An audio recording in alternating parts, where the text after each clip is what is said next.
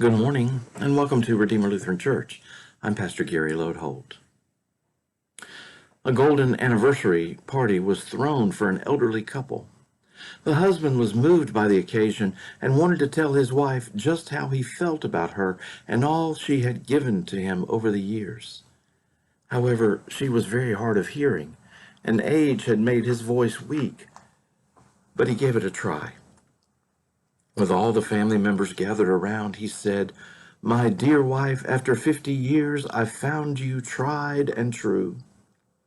She said, "Eh?" And he replied loudly, "After 50 years, I've found you tried and true." His wife frowned and said, "Well, let me tell you something. After 50 years, I'm tired of you too." Today, we begin looking at the final three parts of the fruit of the Spirit St. Paul listed in his letter to the Galatians, and if the truth be known, most of us probably wish that Paul had stopped before getting to these last three fruits.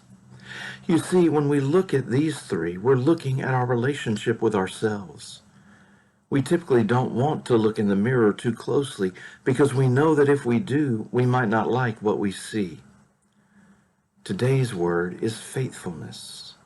So that's why I began with that story about the elderly couple.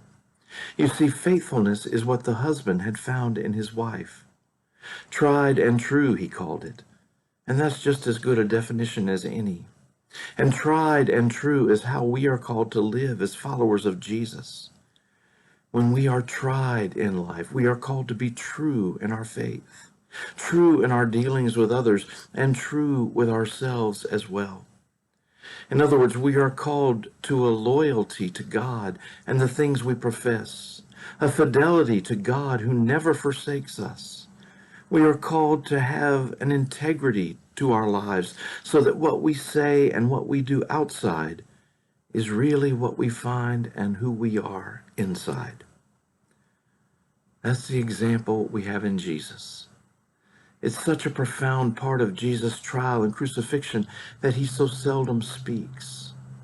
Throughout it all, he stands there silently, enduring their persecutions, standing there alone and solitary, looking at them, looking at us, his eyes expressing, "Here I am.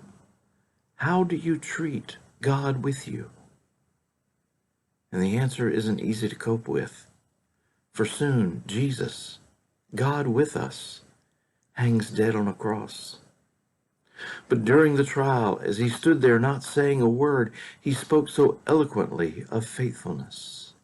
He was faithful to God, faithful to his mission and purpose, faithful, most of all, to us and our need to be saved. And that's what we are called to do as well. No matter what life deals us, no matter what troubles we face, what doubts we harbor, no matter what difficulties must be overcome, we are called to hold fast. We are called to be faithful. We are called to be tried and true. When Martin Luther's wife, Catherine von Bora, was on her deathbed, her final words were, "I will stick to Christ as a burr to a topcoat." That should describe the fruit of faithfulness in us. Thanks for watching, and remember to let this day belong to God.